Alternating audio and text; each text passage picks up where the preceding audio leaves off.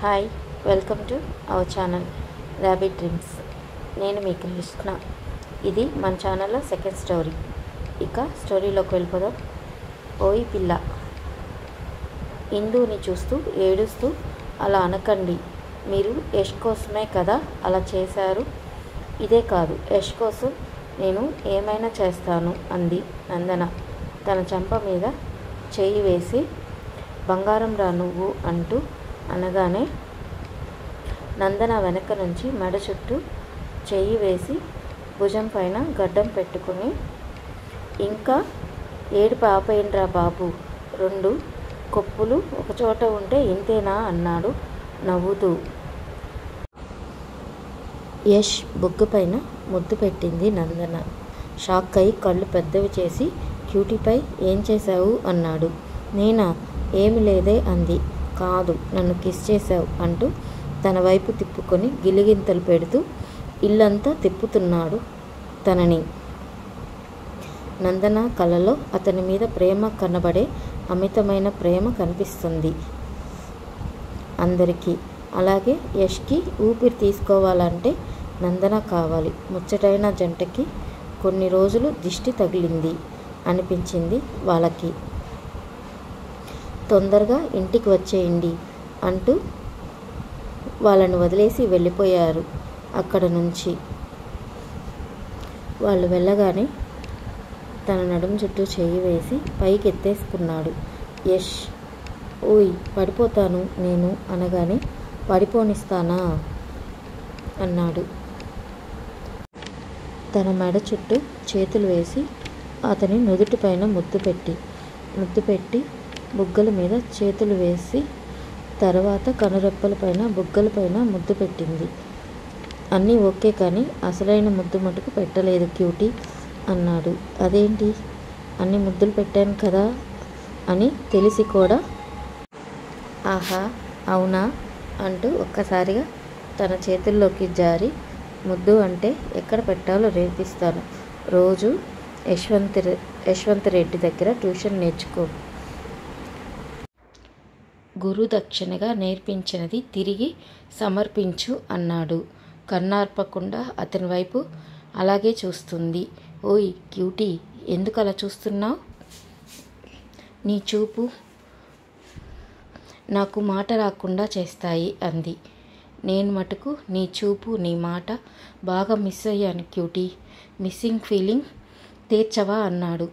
ఎలా అంటూ అతని చేతిలోంచి జారి మెడ చుట్టూ చేతులు వేసి ఉయ్యలూగుతూ అడిగింది.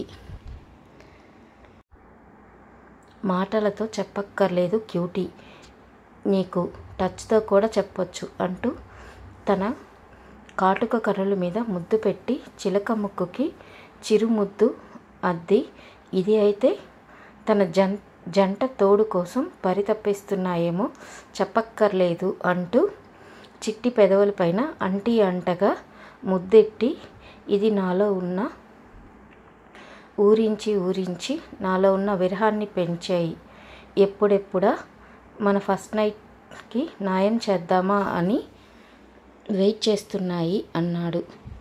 యష్ మాటలకి అతని గుండెల్లో మొహం దాచుకొని చిన్నగా కొరికేస్తుంది.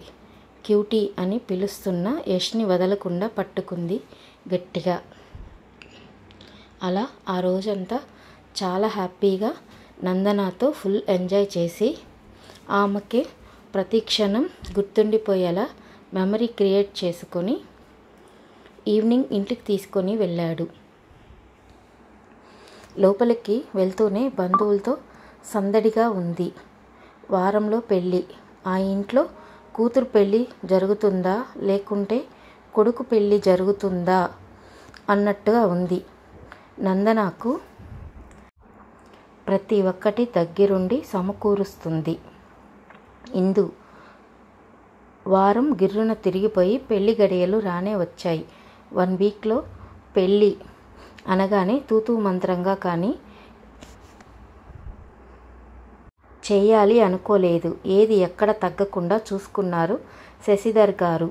ముందు రోజు మెహందీ ఫంక్షన్తో స్టార్ట్ అయ్యి నైట్ సంగీత్తో ముగిసింది. ఆడి పాడి అలసిపోయిన నందనాని తన బాహువుల్లో బంధించి, ఓయ్ క్యూటీ, ఈ రోజుతో నా బ్రహ్మచర్యం ముగిసి పోయి రేపు నైట్కి జరగబోయే సరసాల క్రీడలో పాల్గొనాలని వినిపిస్తుందా అన్నాడు. చిన్నగా చేయి లేపి యష్ని చిన్నగా తట్టి, ఎప్పుడు అదే ధ్యాస అని గాఢ నిద్రలోకి జారుకుంది. తనను తీసుకెళ్ళి బెడ్రూమ్లో పడుకోబెట్టి, రేపు మార్నింగ్ జరగబోయే మన పెళ్ళిలో నువ్వు రెడీ అయి పెళ్లి కూతురిగా నాకే మొదటిగా కనిపించాలి అని నుదుటి మీద ముద్దు పెట్టుకొని వెళ్ళిపోయాడు. తెల్లవారుజామున ముత్తైదువులు నలుగు పెట్టి మంగళ స్నానం చేయించి బ్యూటీషియన్తో రెడీ చేయించారు. యష్ చెప్పిన మాటలు ఎక్కడో లీలగా వినిపించగా తను కూడా అదే కోరుకుంది. ఒక బ్యూటీషియన్ తప్ప అక్కడ ఎవరు లేకుండా చేసుకుంది. పూర్తిగా రెడీ అయిన నందన యష్కి మెసేజ్ చేసింది. ఎప్పుడెప్పుడా అని ఎదురు చూస్తున్న యష్ ఆగమేఘాల మీద నందన రూమ్ దగ్గరికి చేరుకున్నాడు. డోర్ నాక్ చెయ్యగా బ్యూటీషియన్ ఓపెన్ చేసుకొని బయటకి వెళ్ళిపోయింది. అటు తిరిగి బెడ్షీట్ కప్పుకొని ఉన్న నందనాన్ని చూసి క్యూటీ అని పిలిచాడు. మెల్లిగా యష్ వైపు తిరిగి మెల్లిగా బెడ్షీట్ని కిందకు వదిలేసింది. చిన్నగా తలెత్తి యష్ని చూసింది. బంగారు రంగు కుర్తాకి గ్రీన్ కలర్ పలాజో వేసుకొని ఉన్నాడు. సేమ్ తన శారీకి మ్యాచింగ్ ఉంది. బంగారు రంగు చీరకి గ్రీన్ కలర్ బ్లౌజ్తో డైమండ్ జ్యువెలరీతో దగదగ మెరిసిపోతుంది. మాటలు రాని వాడిలా అలాగే చూస్తూ ఉండిపోయాడు. యష్ దగ్గరగా వచ్చి తన కంటి చివర ఉన్న కాటుక తీసి అతని చెవి వెనుక పెట్టి తన చుట్టూ చేతులు తిప్పి మెటికలు విరిచింది. అప్పుడు తేరుకున్నాడు యష్. తను చేయాల్సిన పని నందన చేయటంతో నవ్వుతూ మోకాళ్ళ మీద కూర్చొని తను తెచ్చిన రోజ్ ఫ్లవర్ని నందన ముందర పెట్టి, I love you cutie pie. సంతోషంలోనైనా బాధలోనైనా, డబ్బు ఉన్నా లేకున్నా, ఎవరు నాతో ఉన్నా లేకున్నా, నీ ఊపిరి నా ఊపిరి చివరి క్షణం వరకు నా తోడుగా ఉంటుంది. నా ఎదలోతుల్లో కొలువై ఉన్న నా ప్రేమ దేవతకి చివరిసారిగా ప్రేమికుడిగా ఇది నా లాస్ట్ ప్రపోజల్ అన్నాడు. అతని వర్ణకు కళ్ళు చెమ్మగిల్లాయి. తను కూడా కూర్చోవాలి అనుకునే సమయానికి తన చేతిలో పువ్వుని అందించి